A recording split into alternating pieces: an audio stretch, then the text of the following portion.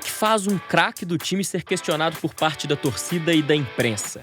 O camisa 10 do Cruzeiro, Matheus Pereira, tem sido questionado, apesar de ser protagonista e estar sempre decidindo. Hoje eu vou te trazer uma análise e números do que influenciou na oscilação do Matheus Pereira e do próprio Cruzeiro na temporada. Será que as críticas são válidas mesmo? Deixa o seu like antes de continuar e se inscreva no canal O Tempo Esportes, porque hoje é dia de análise tática. Antes, preciso falar o quanto o Matheus Pereira é importante para o time. Além de principal criador de jogadas, é um dos melhores do Brasileirão. O Matheus tem mais participações em gols no campeonato que os principais jogadores de criação dos 4 times à frente do Cruzeiro na tabela. Mas o que faz o cara que está sendo cotado pela seleção brasileira ser criticado por uma parte da torcida e da mídia? Para mim, são 2 fatores que explicam isso.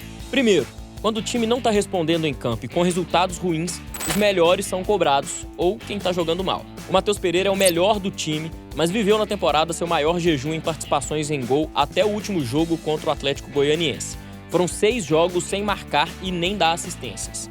Caiu de produção justamente quando o Cruzeiro também passava, ou ainda passa, pelo seu principal período de oscilação na temporada.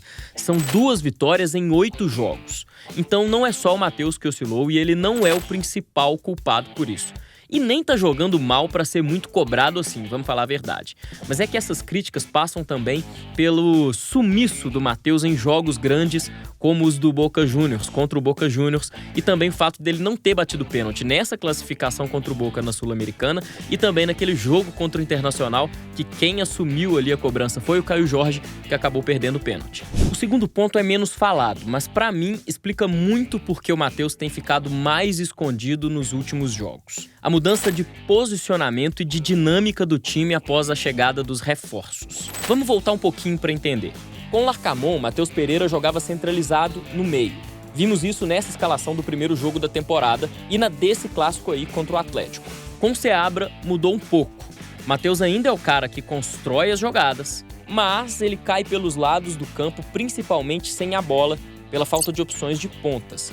Só que o posicionamento dele mudou 2 vezes com o novo treinador.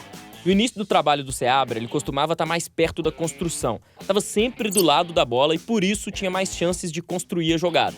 Antes ainda da queda de rendimento do Cruzeiro, o Seabra mudou o esquema e passou a usar o Matheus Pereira como um falso 9. Como nesse jogo contra o Vitória, no primeiro turno, quando ele fez até gol. Era o jogador que estava mais avançado quando o time não tinha a bola, mas com a bola voltava para receber e construir as jogadas no meio de campo. Ele se movimenta assim para tabelar e receber a bola com mais liberdade. Mas nesses últimos 8 jogos ele não está tão perto da bola o tempo todo assim. Depois que os reforços do meio do ano se estabeleceram no time, Matheus Pereira voltou para a posição de ofício mais centralizado. Só que ele tem menos espaço para circular. Primeiro porque está sendo mais marcado. Nesse lance aí contra o Internacional, ele recebe e já é pressionado por 2 imediatamente.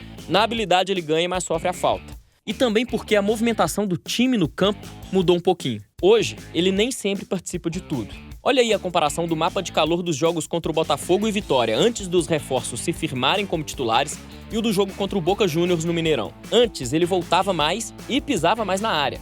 Dá a impressão que ele circulava mais pelo campo. A responsabilidade de criação do Matheus Pereira agora está dividida. Não precisa tocar para ele toda hora para criar uma chance de gol. E tudo bem, ele pode dividir essa responsa.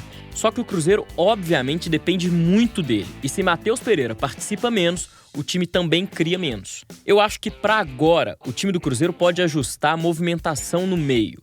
Os jogadores, tanto de ataque quanto do meio de campo do Matheus Pereira, precisam criar buracos, espaços, para o próprio Matheus infiltrar e receber essa bola com mais tempo e mais espaço, para aí sim ele criar chances claras. Isso tem acontecido pouco nas últimas partidas, mas eu vou te trazer um lance que aconteceu e que saiu em gol que prova esse meu argumento. Foi no último jogo contra o Atlético Goianiense. O time abriu espaço para o Matheus Pereira. O Matheus Henrique dá o passe de cabeça e o Caio Jorge já domina procurando o camisa 10.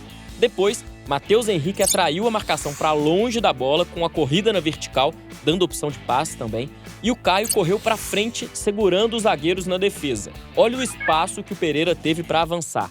Aí entra o talento. O camisa 10 atrasa a jogada para dar tempo do Caio Jorge fazer a ultrapassagem e dar um passe magistral no ponto futuro, bem onde o atacante precisava receber a bola para fazer o gol. Eu ainda acho que é questão de tempo até ele e os companheiros se adaptarem ao estilo de jogo e criarem mais chances claras. Mas só se o Seabra organizar o time pra galera fazer aquelas movimentações coordenadas pra abrirem espaço pro Matheus Pereira. O time precisa jogar mais pro Matheus Pereira. E aí, torcedor, você acha que o Matheus Pereira tá deixando a desejar mesmo? Ou a galera tá pegando no pé dele demais? Conta pra mim aqui nos comentários e também se você gostou desse formato de vídeo de análise tática, eu quero saber. Se você gostou mesmo, deixa o like no vídeo e se inscreva no canal O Tempo Esportes, que a gente volta com mais conteúdo desses. Abraço, até a próxima.